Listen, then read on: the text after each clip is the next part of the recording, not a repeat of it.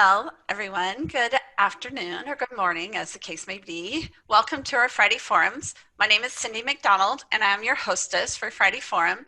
I know many of you have been attending all our Friday Forums, or many of our Friday Forums for the last week. So as you join in, use the chat box and make sure it's posted to all panelists and attendees, and tell us where you're from.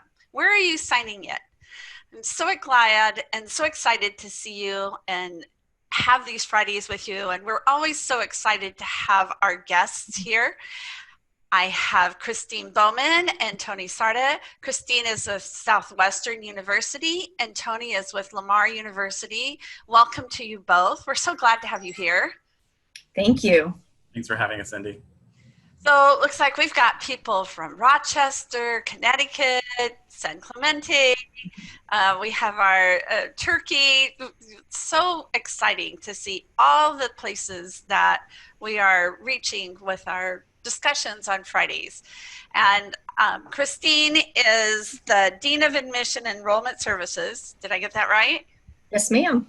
Okay, so she's the Dean of Enrollment, Admission Enrollment Services at Southwestern University. She's also the Chair of Colleges that Change Lives Board. And Tony is the Director of Undergraduate and Graduate Admissions, right? That's correct. Okay, and Tony, you're at Lamar University, and both are in the beautiful, wonderful Lone Star State of Texas. Yay! And there's no rivalry between Texas and California, right?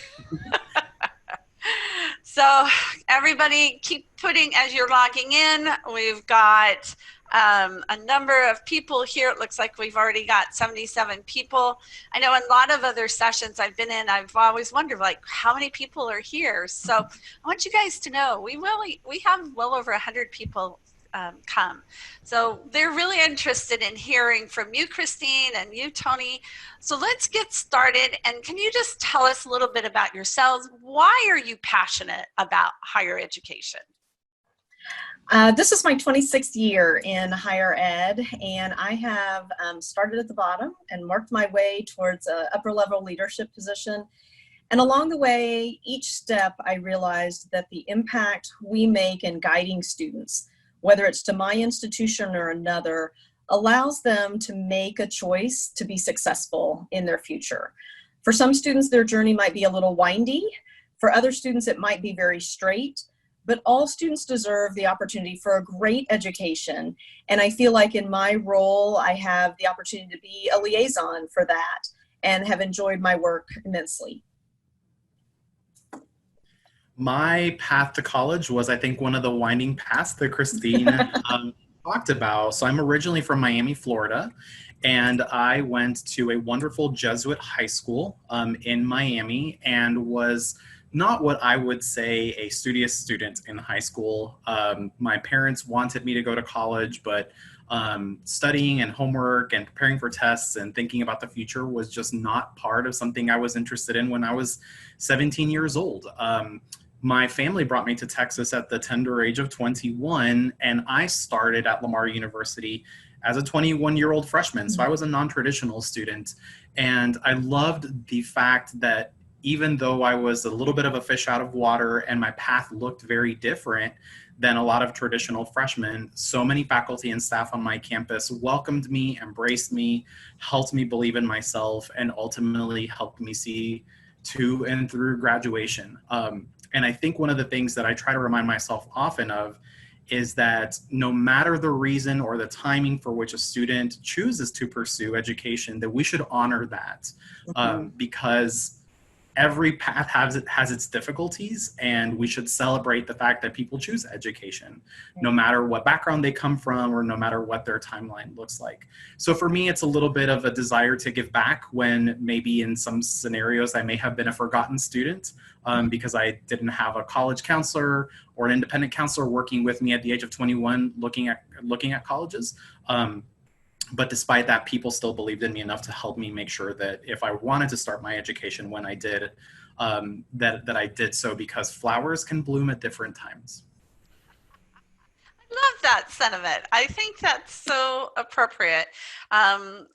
I know from my own experience as well, I was a first generation student and I ended up going to three different three different colleges in order to get my degree. So I started off at a large public university. I transferred to a small private all women's college and then ended up at a small liberal arts college. And so I've had all those experiences and know that exactly people, students bloom at different times, and that guiding that you talked about, Christine, is so crucial. So now we find ourselves in this COVID-19, pandemic. All our worlds have been turned upside down the last few months. So from your perspective and working in admissions, and both of you have been involved in this for so many years, how did you see COVID-19 impacting the enrollment of your upcoming class? Tony, you want to start? Yeah, so as a public regional institution that offers rolling admission to students, we are, I think, part of a large group of colleges and universities across the United States that aren't necessarily at the forefront of the conversations that are being had about colleges. Often when we get to the spring, we hear about May 1 and decisions and deposits. And this year, so much of the conversation was around, are May 1 schools going to push back to June 1? And we don't have an enrollment deposit at Lamar University. We have many students that are still applying for admission where we're making admissions decisions deep into the summer. Our application deadline isn't even until August 1st. So for us, the move to adapt quickly, both from how we were working with our own staff as well as how we were working with students and families, was more of a mindset adjustment than a timing adjustment, because so many of our students were still in process, either in their application or making their decisions or signing up for orientation or campus housing, for example. So Tony, before I, let me pause for just a second, and I'm going to ask Tony a question, because this is something that comes up, and you made a comment about open enrollment. I don't know that everybody knows what open enrollment is. And I think that's a thing that we as counselors need to understand a lot more and take advantage of. So will you explain what that means? And then let's talk about, we'll have Christine answer the question. Sure. So as we look at the grand landscape of college admissions, I think it's important to understand the differences and nuances of how institutions make their decisions, but also to whom, how many students they make their decisions, both at the level of junior colleges and community colleges, and in the four-year space. There's a number of institutions that admit either 100% or nearly 100% of the students for whom an admissions decision is made. There are institutions that are not necessarily open admissions, but they are nearly open admissions. So at Lamar University, we admit about 4/5 of the students that apply for admission. So it's not universally open, but it is certainly an open access based institution.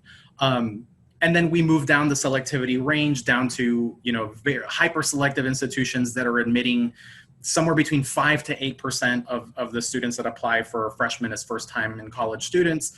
And then we have a different conversation about selectivity when it comes down to transfer students, because even in the hyper selective space, there are many universities that will only admit transfer students, as many as you can count on both hands. So I think it's important as we have these conversations that we recognize that there are many wonderful institutions with their own value and how they educate people. But I think we need to open up kind of the conversation regionally and nationally and globally as to the fact that all of them contribute to higher education. And it's always interesting to throw out the stat that I think it's about 75 to 80% of the schools in the United States that are regionally accredited four-year schools accept more than 50% of the students that apply for admission. But typically, we're having a conversation about a very small selective group of schools when so many schools don't necessarily fit that mold. Yeah, very true. Well, and I'm sure that fits in too with Christine, your perspective, what your experience has been, and then also from the CTCL perspective, because that's part of the mission of CTCL is to expand people's perspectives. So that's right, and to find fit as opposed to just looking at that very upper echelon name brand because that's the name that everybody knows. At Southwestern, we have been blessed in the last couple of years to have had our enrollment met by about May 15. And so this year, it was very interesting to me when change was happening and happening very rapidly. I did not feel like I wanted to be a barrier. And I went to our vice president in early March, in the middle of March, and just said, I don't think May 1 is going to make sense. And we were one of the very early schools in the country that said, you know what, let's just slow this down a little bit. This is really disruptive. It is really strange. And this is not the most important thing that is happening in many families' lives at the moment. And so we went out immediately and announced a June 1 stretch. We had many students that chose to make a decision by May 1. And then, you know, my team has been working hard this week, and June 1 is going to be a new deadline for us. But much like Tony has discussed, I think we're trying to work on a pace that is going to suit our families the best. And this may be a new world order for a whole lot of us. How can we accommodate the needs of the institution and getting students ready for a transition, and yet give time and be available? And so we're pacing about 12% down off of our goal. We have been very fortunate that we were able to make some budgetary changes without making staff cuts, without making layoffs. And if we maintain where we are, which is ahead of some of our models, we're going to be in a fine position. But we're going to continue to work. I think, much as Tony has described, one of the things that we're seeing is that students and families are second guessing some of these decisions right now. And we don't want to close doors on a family that may feel like the 1st of July that they need to go in a completely different direction. And fortunately, we have space and availability to be able to do that, even though our numbers are looking particularly strong this year. So do you think, Christine, how many of the other schools, the CTCL schools, pushed their dates back? Do you know? I don't know. I know a number did, but I don't know if it was universal. I think there are some in our consortium. There are really a variety of schools, and I think some have much more confidence in their numbers, and May 1 was not a problem for them. And others are, you know, much like we have described, an institution that's going to be ongoing and hardworking through the summer. Even though they offer a great educational opportunity, the recruiting process is different between 45 different schools. Right. That makes sense. So how do you think, especially for this year? Now, Tony, you don't have wait lists then with, you know, a 4/5 admission. Do you use wait lists at all? We don't, and I think it goes back to that understanding the nuances of how institutions both make their decisions and make their classes, because many universities, whether they're regional public institutions or where admission is available to more than half of the students, many of those institutions recruit their freshman classes, where many institutions that are in that highly selective space may be curating their classes, I think, at a little bit more different level. So we don't have a wait list with our rolling admissions process, which means that the students that are admitted, all of them are in play for us. And there's really no safeguard to say, well, if we're not making our enrollment goals or if we're not on target, we have an additional group of students to then go back and offer admission to try and make sure that at least either the net tuition revenue, that's our goal, or the size of the class is being met. So how do you think, Christine, from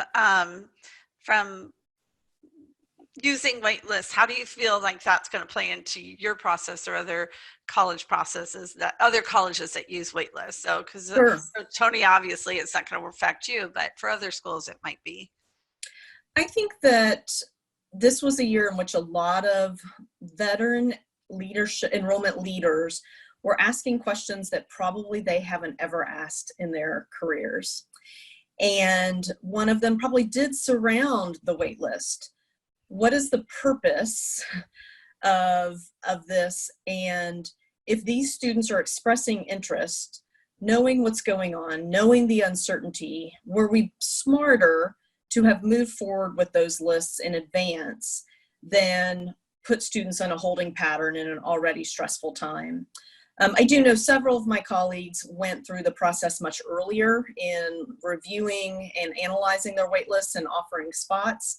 I think, as we've talked about, there are always going to be those institutions in which the wait list is an elite place to sit, and they don't depend on the wait list as a finalization of their class. But I think for those of us that fall into that middle tier, I would suspect that many moved faster and earlier to our wait list. And then to be fair, we kind of just took a mid-course correction in our review process and said, the wait list is no longer an option. We either need to determine that the student has the ability to be successful and load them into our student success program if they're on the margin, or we need to say that the student isn't as successful and we need to offer them the opportunity to find their right fit elsewhere. We didn't feel like adding the stress of the wait list on top of the uniqueness of COVID was a educationally friendly approach to this process. So we moved early, and then we adapted internally with any additional files that we read. Oh, wow.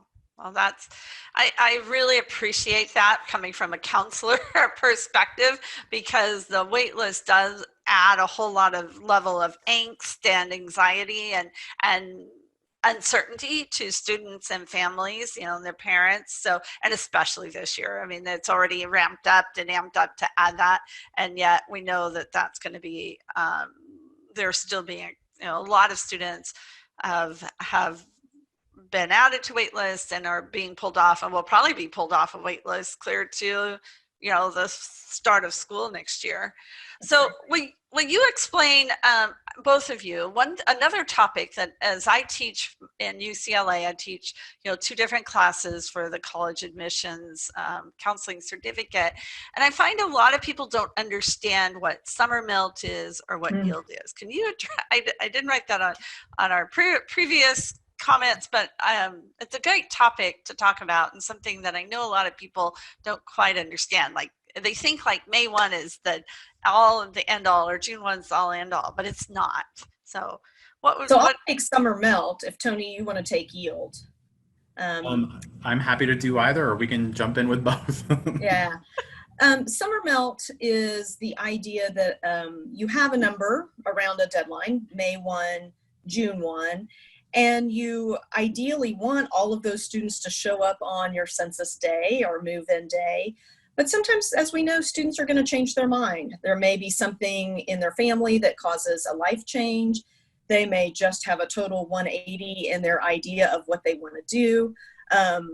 It's just, a variety of things. And so MELT is the number of students that you lose between that magic deposit date and your census date.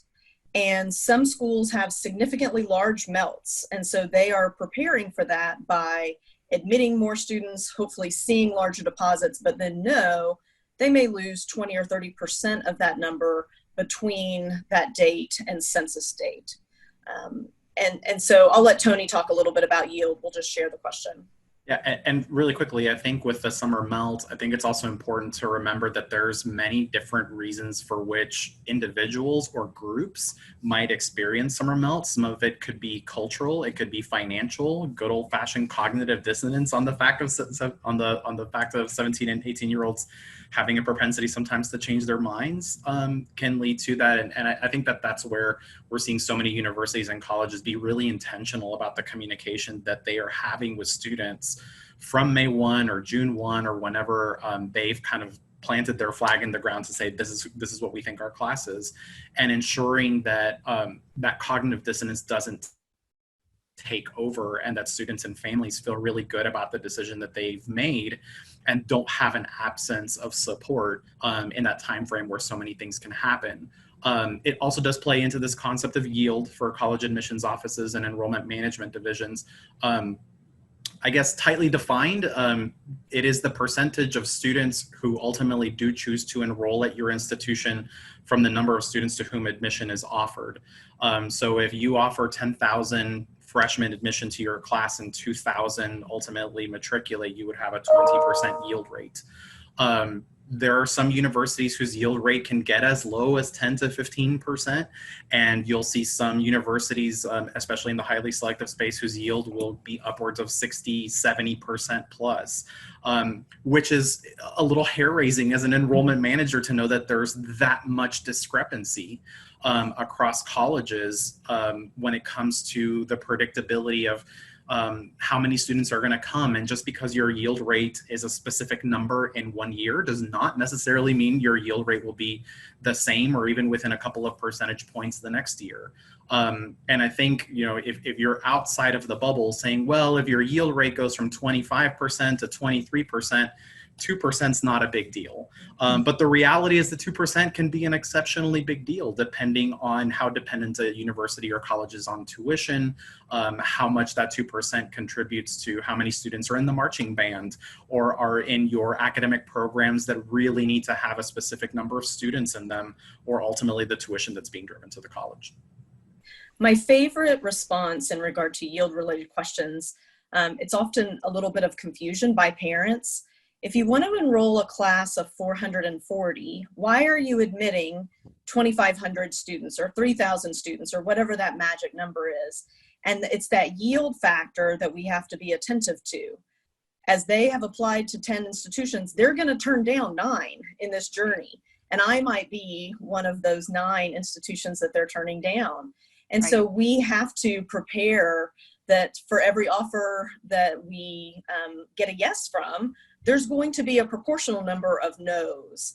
And that's where that yield figure comes in. And I have seen, as Tony described, swings from year to year.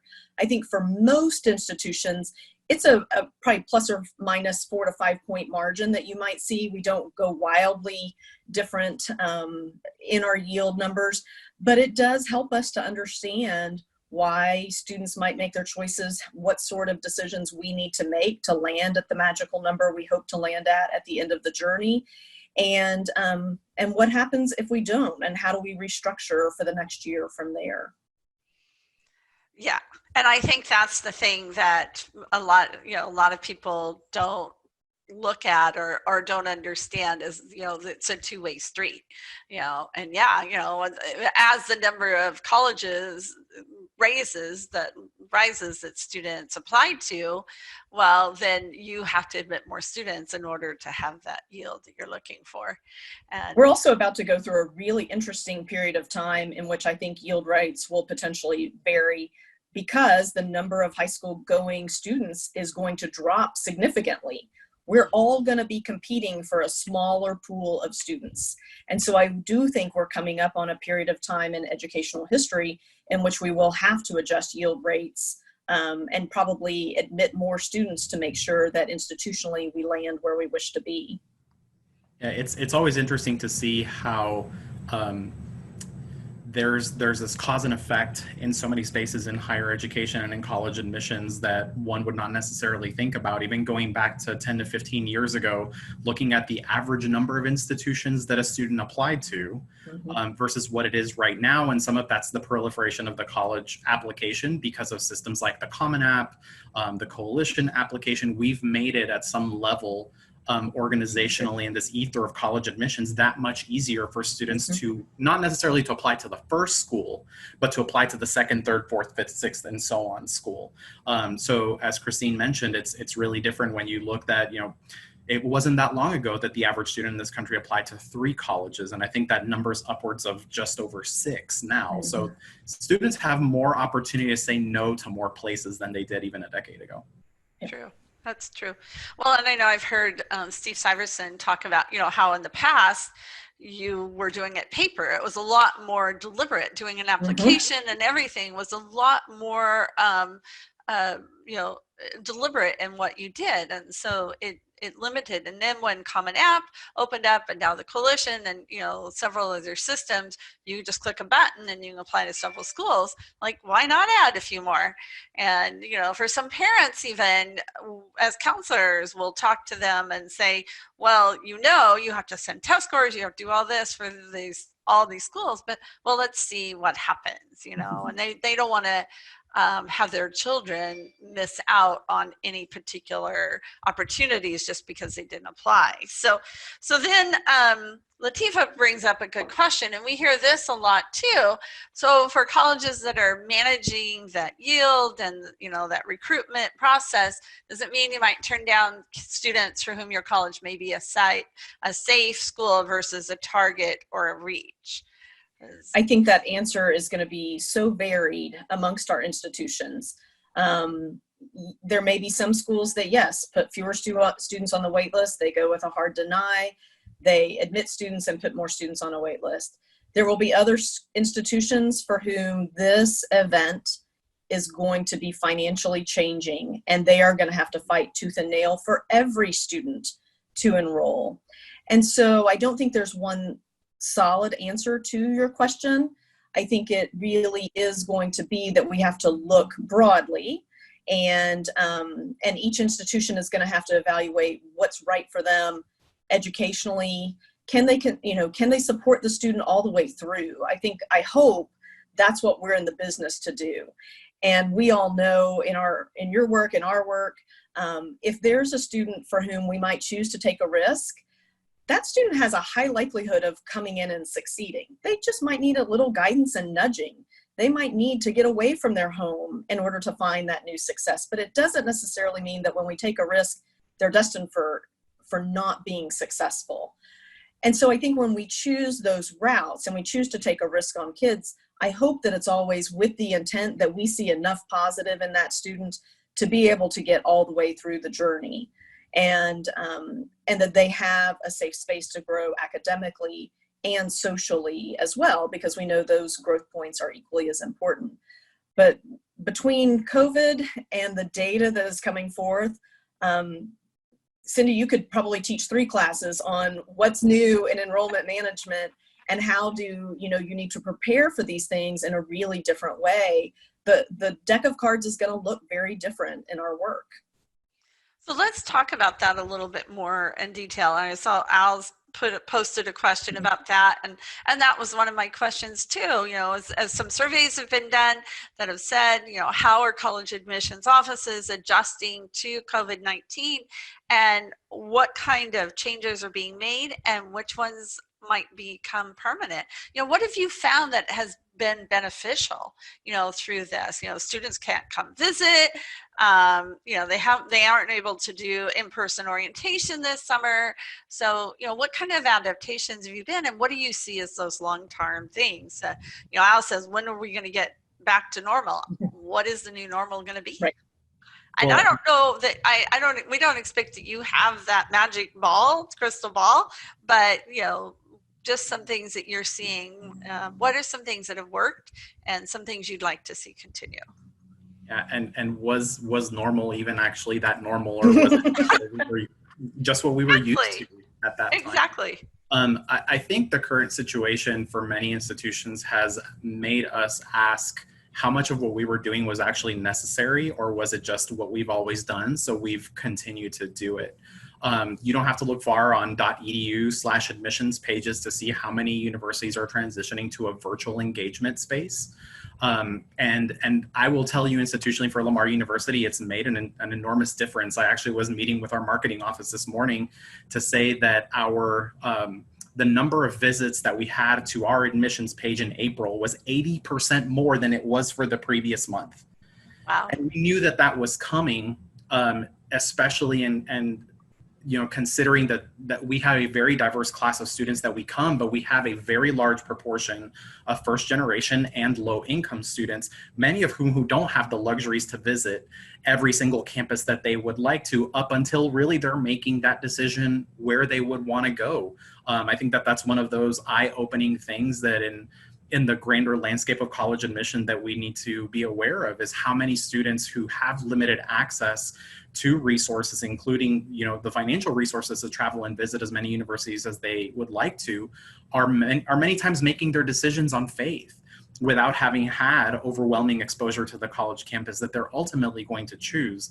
But knowing that that was already a consideration for us, we felt like we just kicked it into another gear. We have put out a really robust library of resources, both live and on demand, for students to learn about all facets of our campus. And the returning to normal, for many of us on the college side, we engage with a circuit of college fairs and events, typically between September and Thanksgiving, where we are meeting face-to-face with students and families from all across the country. Christine, I'm not sure to what extent you've had these conversations, but we're already having conversations with our secondary partners to say, are you getting any indication to, one, are you going to have a normal school calendar? And two, even if you do, are we going to be welcome? And if so, to what extent or at the same level? And some have said everything from I don't know to we are canceling our regional college fair that we would typically host. We're looking for more virtual engagement. So I think we're kind of reading the tea leaves, but I think there's still quite a few unknowns regarding what that future is going to look like. But I think at the same time, the college admissions offices that are going to thrive are going to have a really strong reflection moment and say, of the things that we've had to do in the last 10 to 12 weeks, what door have we opened that needs to stay open so that we can leverage tools that were not really at the forefront of our marketing, communication, and recruitment strategies for any constituency, whether it was independent counselors, secondary counselors, nonprofits, students, parents, alumni, what have you, and how can we fold that into the plans of really what should be the 21st century engagement model and not necessarily rely on everything that is the three-dimensional face-to-face, and how can we do some of that 2D face-to-face? I think one of the really hard parts of this experience is there's a lot of what has felt negative. Can't visit, can't leave your home. And so one of the things that I've tried to do when we do get into these collaborative spaces is try to think, what is the positive that is going to come out of it? And Tony has alluded to a little bit of that. I think you're going to find a really broad range of virtual elements online.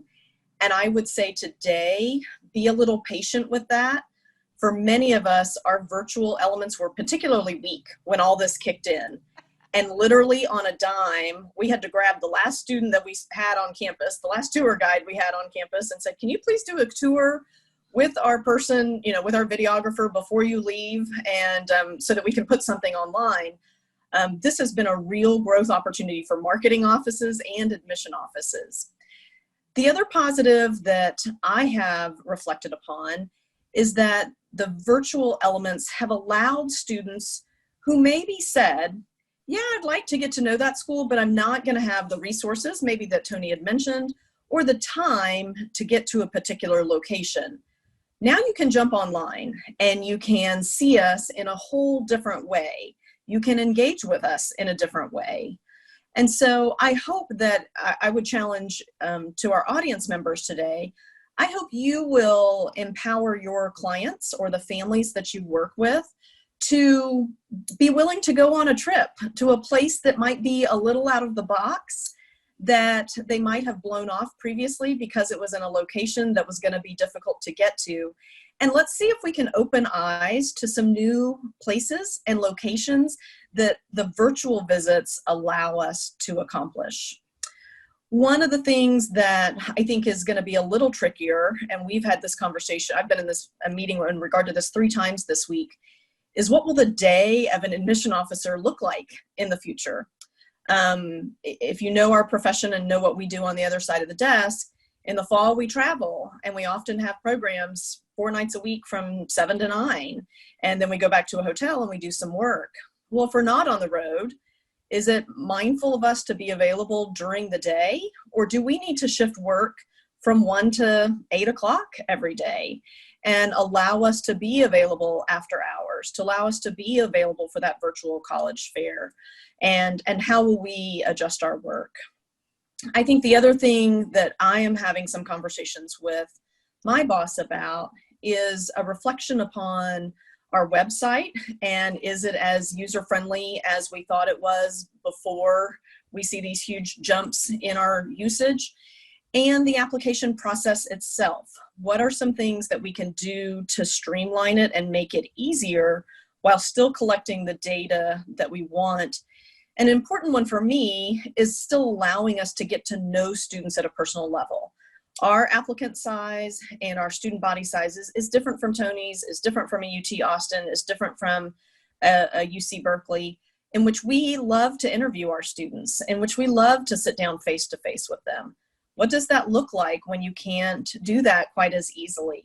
And so what tools do I need to provide to my staff? The last thing that we've been working on this week, and I don't have an answer for this one, is I think many institutions thrive and depend upon their huge student visit days. 100 families, 200 families, 70 families coming to visit, walking around all day, sitting in large lecture halls, and we know all that is out the door. And so how do we create that personal experience, that engaged experience, that you really do get to know me at a different level experience when I can have 70 families come to visit my campus on a Saturday in September? And what do families need in order to be willing to invest in this product? And can we do it all online? There might be certain parts that we can't replicate. And so I think, for 2021, they've already gotten the shaft in the sense that their junior year, which is so critical in this process, has been completely upended and gone a little haywire. The testing scenario is not looking great, but fortunately lots of colleges are choosing to provide alternative means for that. But if they can't visit, and we haven't figured it out yet, how are they going to get through this journey? And I hope that we'll all have a little patience with each other, and I hope that we'll all be willing to suggest things. My client has wondered about this. Have you ever thought about that? Well, you know what? Maybe not. But maybe it's a brilliant idea that we can put together and help families to feel more comfortable in this next part of the journey. So I think both of you have alluded to, and Tony, you especially mentioned the partnership, that there's a partnership between the institutions and secondary schools or independents or nonprofit groups, and looking at, well, how can we support each other, and what's that new normal going to look like for us too? Because as you said, we don't even know the schools are going to be back in session in the fall. Is it going to be, so many are looking at hybrid, on campus 1 or 2 days, extended classes, things like that.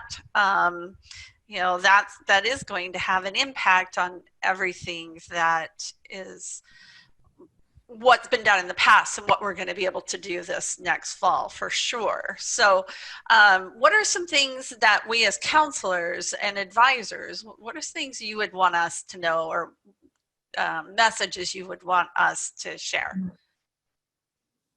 We're trying really, really hard to figure this out. I this week actually did a webinar for about 100 families in the Austin area, all of whom are public school students and families in Austin Independent School District. And I said to them, listen, we're not necessarily in the same boat, but we are in the same storm. Every single one of my admission counseling team members is working from home. All of them are yearning to return to some semblance of what they would consider normal. Some are flat out scared of what coronavirus means for them or for their family members that might be immunocompromised.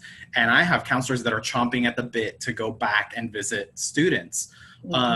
But at some level, we're all dealing with it. And I think that there's this mystification that college admissions offices have it all figured out all of the time, and whether our processes are transparent or opaque, that our plans are infallible and well-planned and lasting. And the reality is that while we continue to try to be very thoughtful, we are having to pivot in our personal lives as much as we are in our professional ones to provide some level of continuity to a process that is so meaningful to so many students and families and across the country.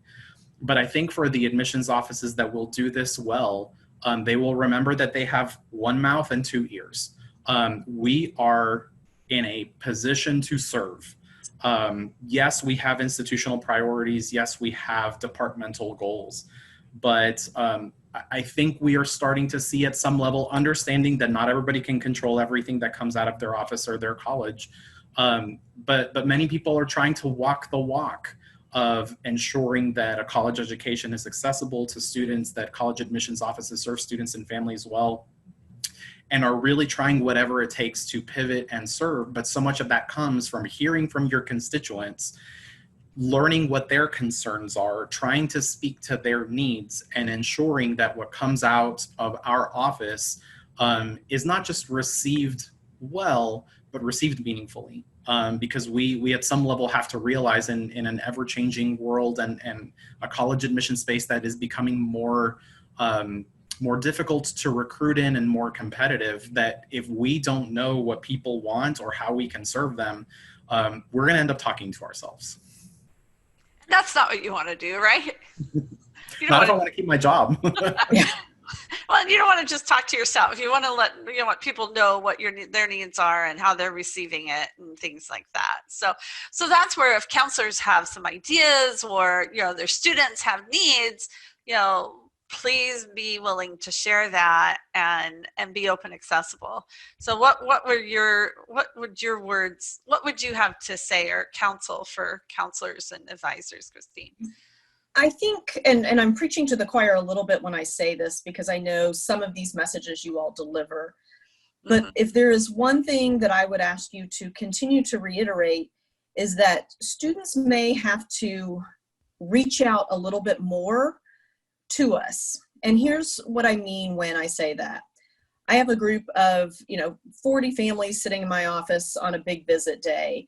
And as I speak across the room, I can watch a face. And if I see Tony's face kind of scrunching up, like I said something that he didn't quite understand, I might choose, as the session disseminates, to go grab Tony by his arm and say, I saw that you had a little bit of a confused face. What can I tell you about? In the virtual world, I might not see a face. I might not have a chance to understand, did I cause confusion?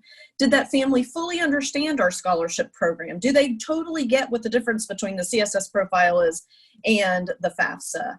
And so I think we are going to have to really create a stronger two-way street of communication.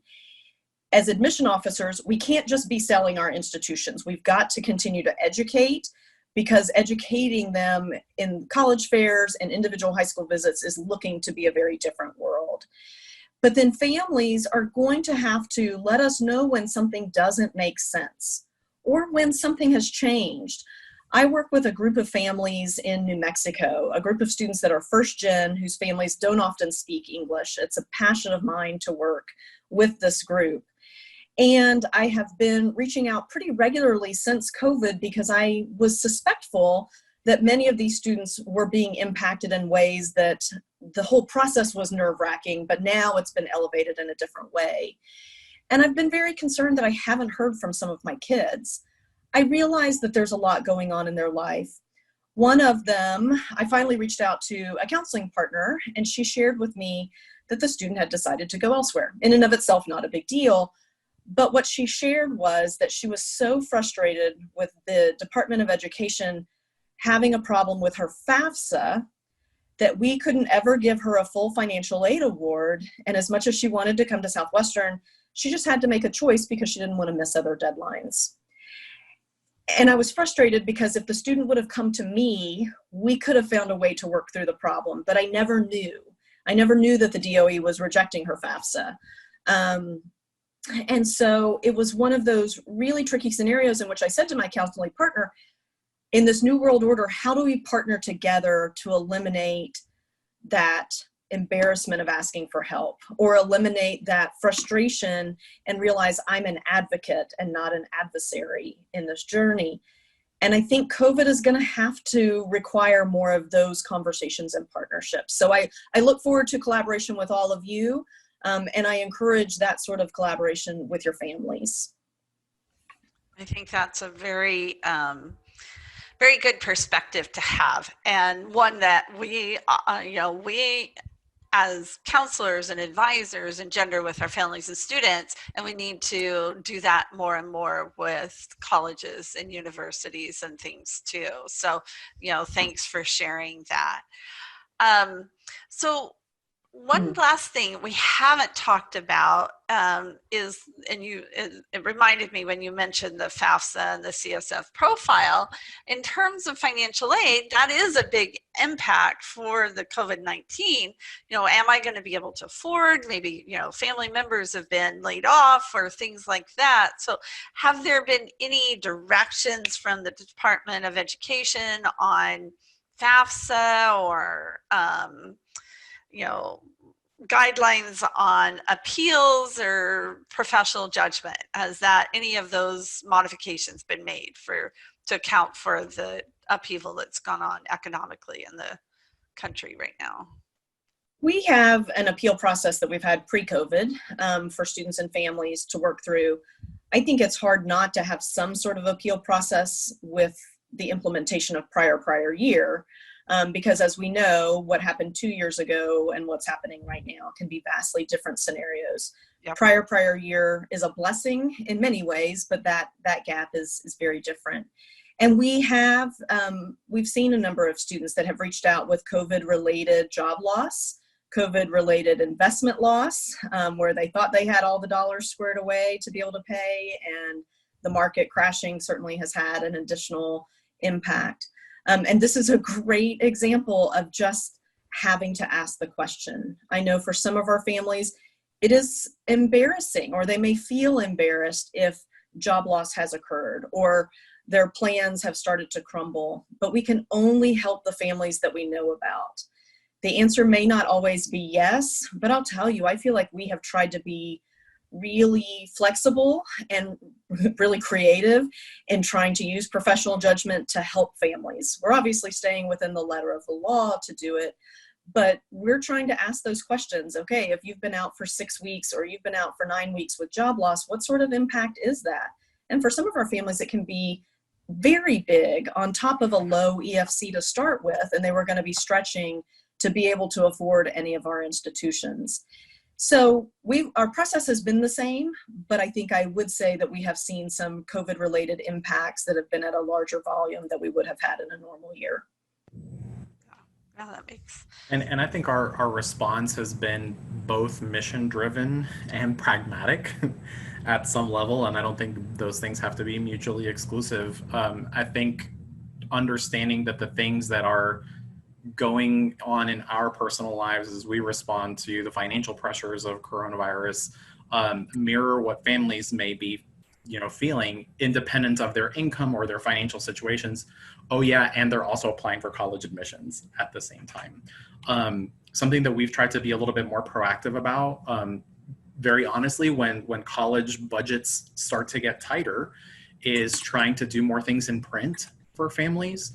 Because one of the feedbacks that we've gotten from families is, hey, we're glad that y'all are reaching out to us, but so is everybody else, right? And email boxes, as they are being filled, also at some level means that the messages can be drowned out, which creates, it almost compounds the problems. We feel like we're doing better, and students and families are feeling like they're having to swim and paddle harder against the current to try and actually get the information that they want to get.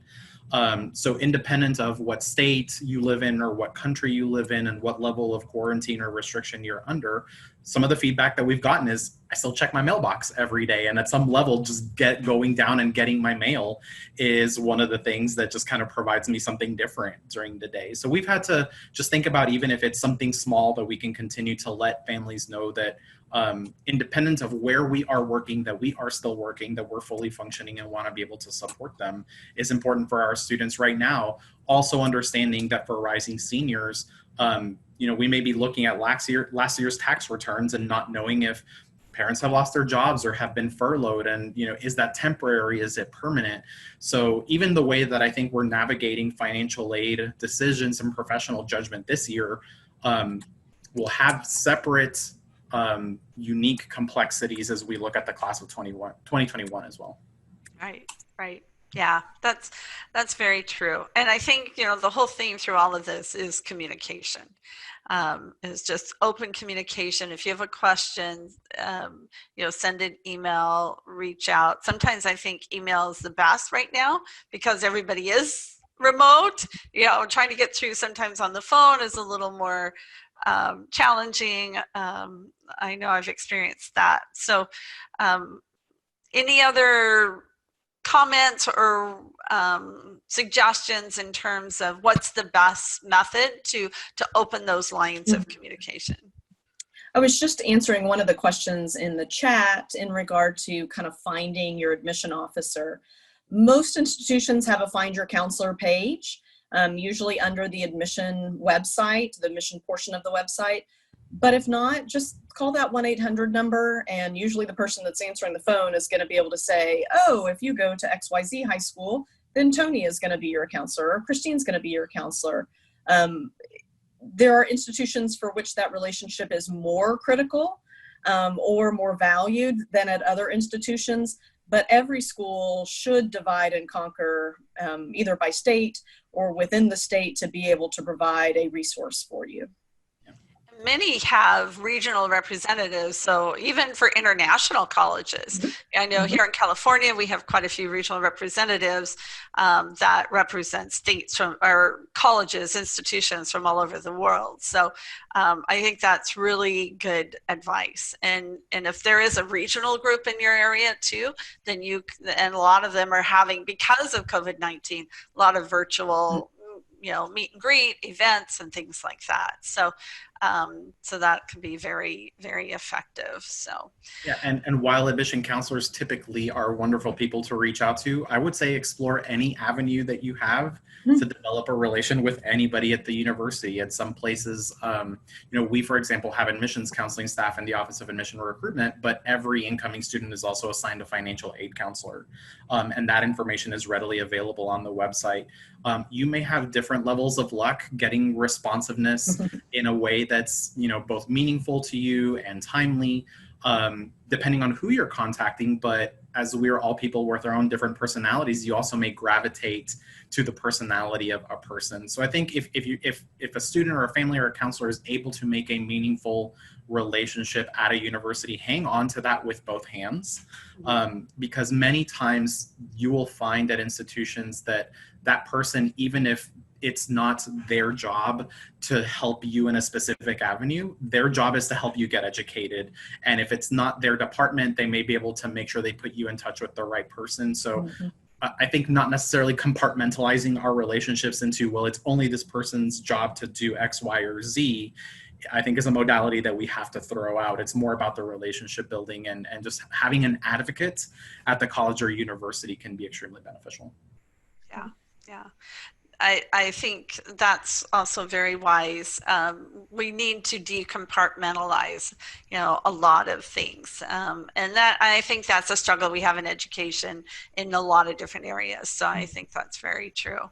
So this has just been so wonderful. You guys have helped so much. And I wanted to share Mark comment because I feel like it's pertinent for all of us. And Mark, thanks for sharing this. I know you just shared it with us as panelists, but just thank you for your candor and helping us understand your struggles as well. And then we're able to help you understand what our struggles are from working with. And we're all working for, as you said, Christine, trying to educate and find that best fit. And we have to serve all the students from all the different perspectives, and that's what our goal and objective is. So thank you both. I'm going to wrap up. I do have a poll. Those of you that are still with us, I want to find out. So we've been doing this, I think, like 5 or 6 weeks now, and I've only got one more scheduled. Next week, I want to talk about surveys and things like, well, what do you do to get to know a student? So things like they do at the institutions for student housing, how do you match up roommates? Well, we talk about surveys or self-selection instruments. So I'm going to talk about that next week. And that's our last scheduled forum. So I'm going to post a poll up here, and I want to see from our attendees what you guys want to do next. So let me know. I'm going to give you, it's open now. Let's see. Do you want to do it? Continue every Friday? Do you want it? Should we spread it out a little bit more? That'll give us a little bit more time to locate guests and invite wonderful people like Christine and Tony to come. We've all been zoomed out, now we're getting the new term, I think, Zoom fatigue. I was reading about that the other day. So I just wanted to see what our audience needs are and try and meet those. And then I would have you I'll send out a poll through my emails that asks what topics you want to cover. We've covered business. For those of you who have your own businesses, we've covered education. We've tried to combine both of them. And so I'm also going to be offering some courses, online courses, starting in June, and starting some mastermind groups. So if you're interested in those, I'd love to hear from you as well. So looks like we've got 72% of the people have voted. I'm going to give you just a couple of more moments to give me your feedback. It looks like right now, switching to an every other Friday or 2 Fridays a month is what's going to be most popular. So I'm going to count to 5. If you haven't voted yet, please give me your vote. 5, 4, 3, 2, 1. There you go. Okay, so now I'm going to share, and then you guys can see. Now, can you see this too, Christine and Tony? Mm-hmm. Okay, so every Friday, yeah, we've got 21%. So you guys like it. You like Fridays with Cindy, but it does end up being quite frequent. So every other Friday, once on a set, 2 Fridays per month looks like the most popular one. Once a month. No one said not at all, so that makes me feel good. And once a quarter or only as needed. So, and if you have other ideas, please send them to me, Cindy@cindymcdonald.com. Christine, Tony, if someone wants to contact you, how do they get a hold of you? I think we've both put our email address in the chat. Super. But I will share it verbally just in case somebody would like to write it down. Again, my name is Christine Bowman. I am the Dean of Enrollment Services at Southwestern University. And my email address is my last name, BOWMANC, as in Christine, the @ Southwestern, all spelled out, .edu. And Tony? And if you'd like to reach me, my email address at Lamar University is my first name, Tony, Tony, like the tiger on the cereal box, .sarda, You've never done that before, have you? Nobody ever forgets my name because I say Tony like the tiger. It's Tony, Tony.sarda, SARDA, at lamar.edu, or you can follow me on Twitter at Tony Sarda. Well, and thank you very much. I'm glad you verbally gave those as well, because I forgot that I also post these as a podcast. So that'll help our listeners be able to reach you as well. Everyone, thank you for being with us today. As I said, next week we're going to talk about surveys and some different instruments. So I'm going to put together some really exciting things for you. Christine, Tony, thank you for your time today. It's been most educational and just very uplifting. So have a great weekend. Congratulations on graduates and graduations and things like that. And thank you again for sharing this time. Have a great day, everybody. Thanks, everybody. Stay safe. All right. Stay safe. Bye-bye.